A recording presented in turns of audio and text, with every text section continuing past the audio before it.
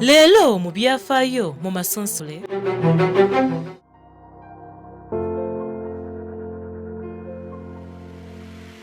Olunaku olw'24 May omwaka ogwa 1966 lwe lunaku olw'ebyafaayo olw'akazigizigi mu Buganda. Luno lwe lunaku olujjukirwa nga yali Prime Minister wa Uganda Dr. Apollo Milton Obote lwe yasindika amagye mu lubiri lwa Sir Edward Muteesa e Mengo ne gamukuba.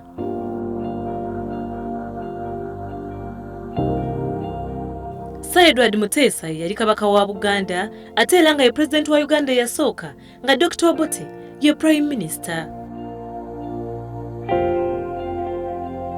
Abaaliwo bajjukira ki? Waliwo abaaliwo era abakyaliwo. Abandi baatugendako naye ebyafaayo byasigalawo era bijjukirwa.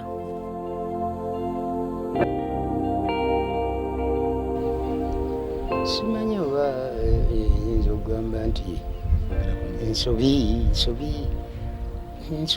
sigirabira ddala oba nankanye oba ffe kukwasa bintu kisa butagenda kulwana mu ntalo naye siraba nsobi gitwala. Omuntu gwe mubadde muzze muvuganya naye ng'aba DP ye Milton Obote n'ekibiina kye ekya UPC.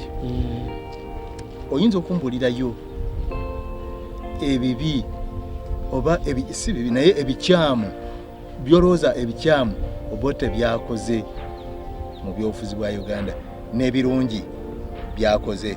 Ebibi bingi n'ebirungi bingi naye oyinza okulayo bibiri nga bw'oyagala.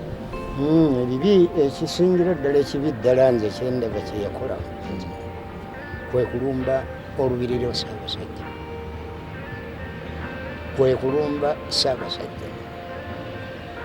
Ebintu mpozi bye yandibadde asobola okuteesa obuteesa naye okugenda okulumba olubiri kintu kyagenda wala nnyo. Ebirala ebisobe bya politics kulimba nakuwala n'abantu okukola kutya yasiba abantu bangi nnyo n'abasibira obwereere ate ekyo ekitalo ekikozesa n'emikwano gye abakabaka yekka abamwegattako ate naye yabakkako nabo n'abasiba. Tebereza Badokita Lumu Basempa n'abalala nkulu naye nga ezo yeyimu mu nsobi ze yakola. Ate ebirungi kyokka yakola nnyo ku bintu nankanye by'okuzimba. Kaakati nga kirabika nti bajja kukoonagana bwe banaatuuka mu maaso ye naye olw'ekisa kya Katonda Sir Edward Muteesa ne bamufuula president.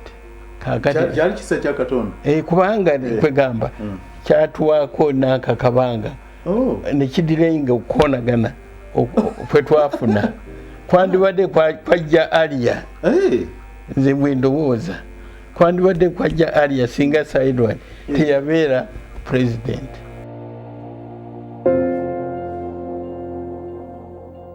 Ogamba nti tetwagala Mengo tumanya tetwagala kulaba bintu byakwagala kutwonoona bwonoonyi. Lwaki? Lwakuba nti ekibiina kyali kikulemberwa Beni Omukatuliki. Awo akati bantu bangi nga kyebataagalira ddala kuwulira nakulaba kati nga ne balowooza nti ekkuba erinaasinga okukyayisa omuntu ono abantu n'ekibiina okukikyayisa abantu kwegamba nti tebaagala kabaka.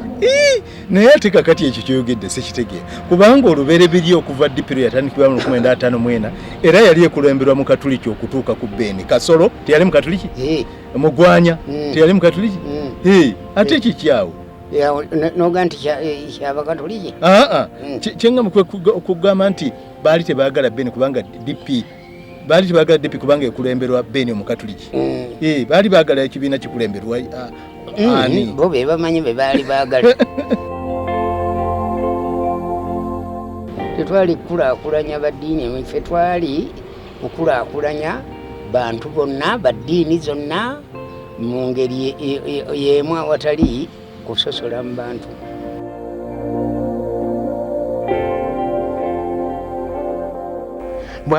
Edward Muteesa abatamumanyi beebuuza lwaki yakoonagana ne Obote.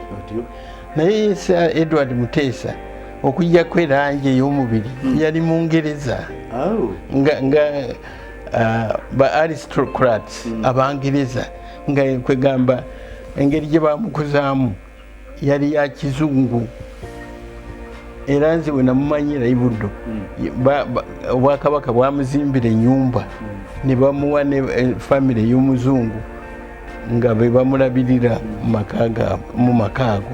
Kwegamba enkuza ye yali ya kizungu. Kakati bwakola nga mu ngeri y'ekizungu ate buzibu ki bwafuna?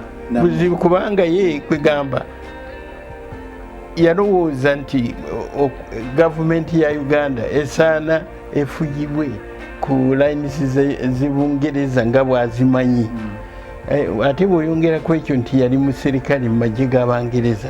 Kwegamba nga ye endaba ye ya Kingereza, ayagala kuba oli president olina emirimu gyo n'obuyinza bwo obw'enkalakaliro bumanyiddwa, naawe prime minister olina ekifo kyo. Ye bwe yalaba kaakati Obote ye ng'ate ava mu background endala. Kaakati bwe batuuka okufuga eggwanga erimu mu gavumenti emu tebakkiriziganya. Kakati mwe olwo nga mumutunula butunuzi nga mulabe kiddirira? Ffe nga tutunula nokutya tutidde ewange abantu ababiri ku toopu bwe balwanagana si kyakabi. Ndi Lutakirwa engabo y'Ekigezi. Kakati bizze bityawo? Kakati awo Sir Edward Muteesa bwe bakoonagana ne Obote okusinga byava katugambe powers za president ye Sir Edward nga bwe yaziraba, ate ne powers za prime minister nga bwe yaziraba, Obote si bwe yaziraba.